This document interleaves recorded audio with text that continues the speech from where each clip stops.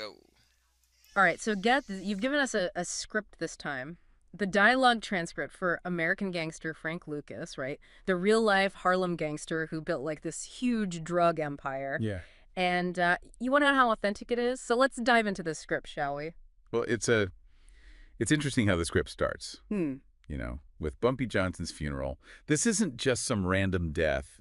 It's the passing of Harlem's like reigning crime lord. Right, right. You know what I mean? Mhm. And when that happens, it throws everything into chaos, right? Creates a power vacuum that someone is going to step into. Yeah, yeah. And, guess who's perfectly positioned to do just that? Frank Lucas. Frank Lucas, exactly. The script actually names some pretty major players at that funeral, too. We see Dominic Catano, the Lucci's mob boss, Nicky Barnes, who was a huge figure in Harlem's drug scene at the time. Wow. And even politicians like the governor and mayor, just rubbing elbows with these gangsters. Oh, yeah. It's like a who's who of the corrupt system that Frank is about to totally exploit. Well, it really sets the stage, right? Bumpy's death. It's not just an event. It's a catalyst. Remember that line about sticking a knife in the heart of something? That's Frank's whole strategy, basically. He's going to exploit the chaos and carve out his own empire.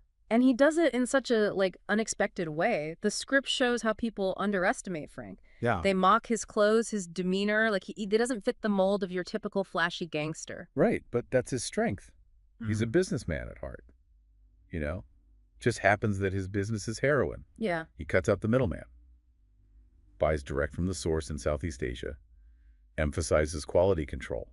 It's almost like, can a criminal be good at what they do, even if what they do is inherently bad? Yeah, it's like he's this twisted entrepreneur, right? Exactly. And he even says at one point, you think you're going to take 100 kilos of heroin into the U.S. and you don't work for anyone. Someone is going to allow that. Frank understands that the system is corrupt, and he's going to use that corruption to his advantage. And speaking of strategy, the script really highlights how Frank deliberately brands his heroin, right? Blue magic, he calls it. Right. And the packaging is super meticulous. He's treating this stuff like a legitimate product you'd see in, a supermarket. Oh, absolutely. It speaks to his pride. Yeah. His meticulous nature. He takes care of his product, ensures consistency, even builds a kind of twisted customer loyalty. There's a line where he says, they know that even if they don't know me any more than they know the chairman of General Mills. It's like he's created a brand, not a drug ring. But there's this darker side to this family business that the script doesn't shy away from. The relationship between Frank and his brothers, especially Huey and Steve. Yeah. It's a total roller coaster of loyalty and tension. Classic case of family ties getting entangled with the criminal enterprise. Frank relies on his family for support, of course, but he also puts them in incredible danger. Right. So it's a strength and a weakness all at the same time. And there's that chilling line he throws at one of his brothers. If you wasn't my brother, I'd kill you. You know that, don't you? I'd blow your motherfucking brains out. You can just feel the menace, even just reading it. Oh, absolutely. Yeah. It underscores the ruthlessness that's needed to survive in this world. Yeah. But remember, on the other side of this story, you've got Detective Richie Roberts. The script really paints him as this incorruptible guy, dedicated to justice above all else. He's like the total opposite of Frank. Totally. Both driven, strategic, ambitious. Right. But one is building an empire while the other's trying to, tear it all down. Exactly. They're playing this high-stakes game. And the script sets that up so well from the very beginning.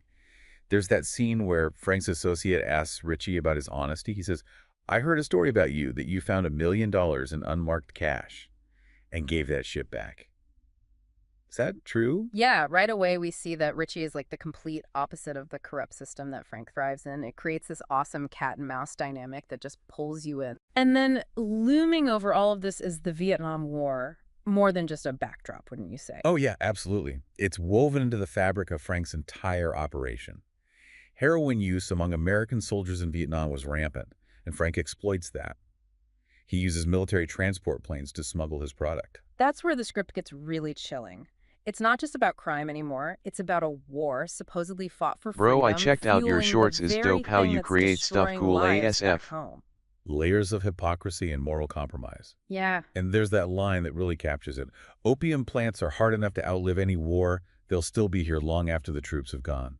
It speaks to the lasting consequences of conflict. How something like the drug trade can thrive in the middle of all this chaos. Frank's operation becomes like a microcosm of the larger corruption and moral compromises of that era. And then, bam, everything changes. The script throws us right into the action with that raid on the funeral home, heroin hidden in coffins. What did you think when you first read that part? I was, uh, I was floored, honestly. The sheer audacity of it, the risk. It says a lot about how far Frank was willing to go, Uh-huh. but it also throws the moral complexities of the situation into sharp relief. It makes you wonder, right? Yeah. Like, what is the real cost of justice? And when Frank's empire comes crashing down, who really wins and who loses? It's not as simple as just good guys versus bad guys, is it? No, not at all. And that's what makes this Yo, I story so gotta go, but I compelling. liked and The sub. Keep script up the good forces work, us to dude. confront Smiling the face gray with areas, sunglasses, to thumbs up. grapple with the uncomfortable realities of the world Frank built and the world that's trying to bring him down. You know, one thing that really struck me was how the script uses Frank's rise to power to expose, like, the racial dynamics of the time. Yeah. Here's a black man who built this incredibly successful empire, right? Right. Yet he's constantly up against this, like, prejudice and blatant disrespect. Oh, yeah, that scene at Nicky Barnes's club really highlights that Frank's dressed to the nines, but he's still treated like an outsider. Even his own brother throws shade at his clothes. Like it's a sign that says, arrest me. Like, success alone isn't enough, you know what I mean? Yeah, it speaks to the limitations imposed on black success. Mm. Even in the criminal world, Frank's ambition threatens the established order, so he becomes a target for both sides of the law. Right. And the script doesn't shy away from the brutality of this world either. We see Frank's capacity for violence, but it's always calculated, strategic, never just some hot-headed outburst. Right, like when his driver Jimmy accidentally shoots someone, Yeah. Frank is more concerned about the lack of control than the act itself. He's just cold as ice about it. There's that line that sends chills down your spine. Frank Mhm. says, "He's your driver, get rid of him." And when someone points out that Jimmy is his cousin, Frank replies, "That ain't shit to me. You don't mean nothing to me."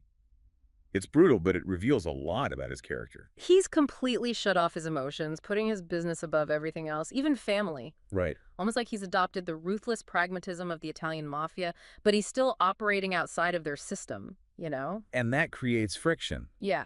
Remember that scene where Frank meets Dominic Catano? Catano tries to, like, bring Frank into the fold, offers him a partnership, but Frank refuses. Bold move. Oh, he's playing a dangerous game, declaring independence from the very people who could crush him. Catano definitely sees the threat.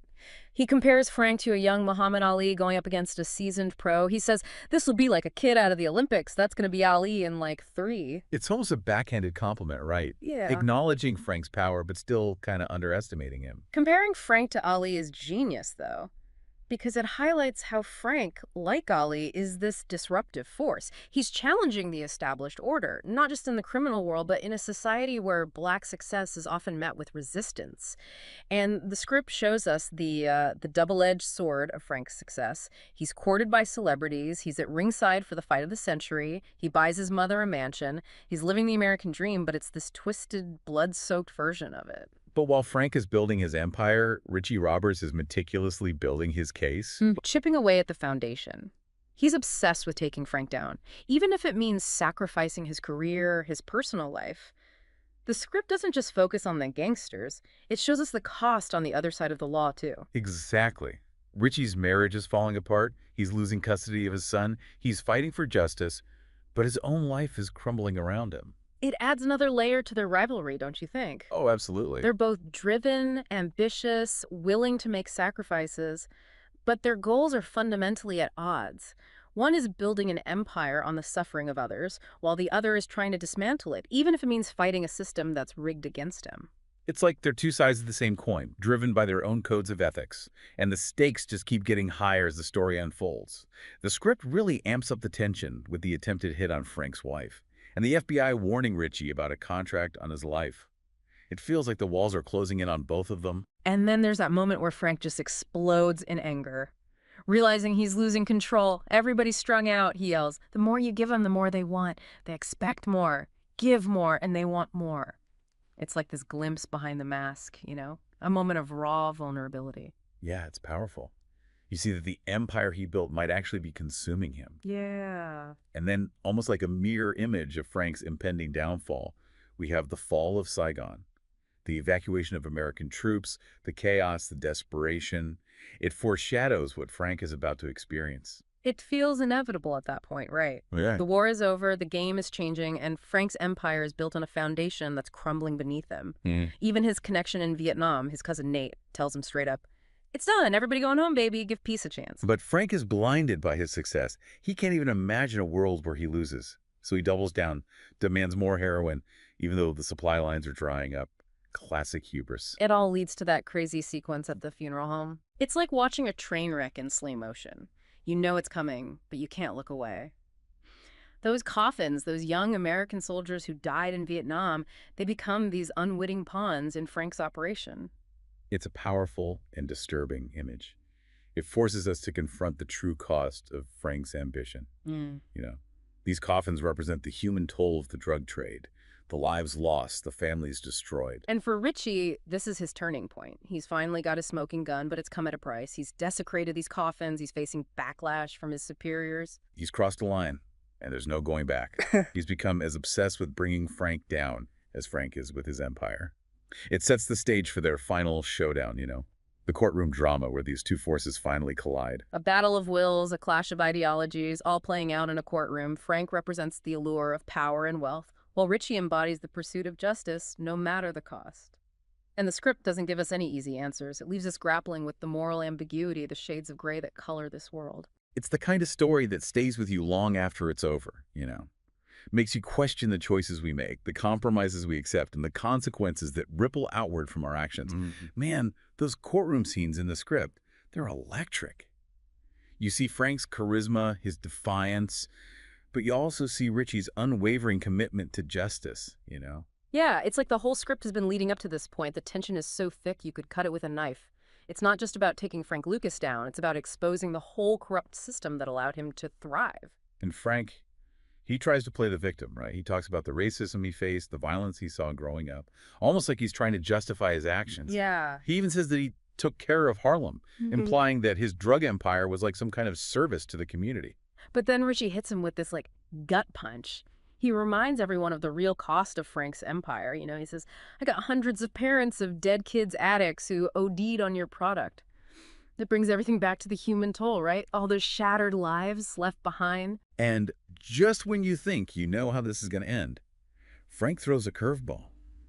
He offers Richie a deal, information on corrupt cops in exchange for leniency. Whoa, what a power move. Frank knows that by exposing police corruption, he can create chaos and sow distrust in the very system that's trying to bring him down. Genius, but also incredibly risky. Yeah, puts Richie in a real tough spot. Totally. Does he compromise his principles to take Frank's offer and risk letting this major criminal get off easy? Or does he hold firm, keep his integrity, and risk letting those corrupt cops walk free? What a dilemma, right? The script really shows how agonizing this decision is for Richie. He hates the corruption he sees, but he's also dedicated to justice. What would you do if you were in his shoes? It's a question that goes way beyond this story, doesn't it? Yeah. Like, is there ever a time when the ends justify the means? When you have to compromise for the greater good? Tough one. And in the end, Richie makes his choice. He accepts Frank's offer. And that leads to the arrest of dozens of dirty cops, even some from that elite Special Investigations narcotics unit. Wow. Yeah. It's a victory, but it feels kind of hollow, doesn't it? Like a Pyrrhic victory, Frank goes to prison, but the system he exploited is still pretty much intact. It's that feeling of unease that makes the script so powerful. You know what I mean? Justice was served, but at what cost? Yeah. What does it say about the systems we all rely on? The script ends with this incredibly poignant scene. Frank gets out of prison, and Richie picks him up. Oh, wow. They drive through Harlem. You see how much has changed. Yeah. Time moves on, but some things stay the same. Frank's out of the game, but the cycle of crime and poverty just keeps going. That's a sobering thought. And then there's this exchange where Frank asks Richie why he turned in that $1 million all those years ago, remember? And Richie just says, it was the right thing to do. And Frank says, that's true. That's a good answer. Like this moment of mutual respect, a recognition that even though they're so different, they both operate by a code, however flawed it might be. Right. And then Frank asks the question that really stays with you. He looks at Richie and asks, would you do it again? And the script just ends there. Wow. It's brilliant, right? We're left wondering, would we make the same choices? Would we compromise our ideals if we thought it would lead to something better? It really makes you think. It's a question that sticks with you long after the story is over. And that's what makes American Gangster more than just a crime thriller. Right. It's a reflection on human nature, ambition, corruption, and the never-ending struggle for justice. It's about the choices we make, the compromises we accept, and how those choices affect everyone around us. We start this deep dive by breaking down the dialogue of American Gangster. We saw the rise and fall of an empire, got a glimpse into the heart of 1970s Harlem, and witnessed the moral tug-of-war between good and evil. But there's one question that's still unanswered. Frank Lucas said he took care of Harlem. So what do you think? Did he? Or was his empire just another way to exploit people? Something to think about.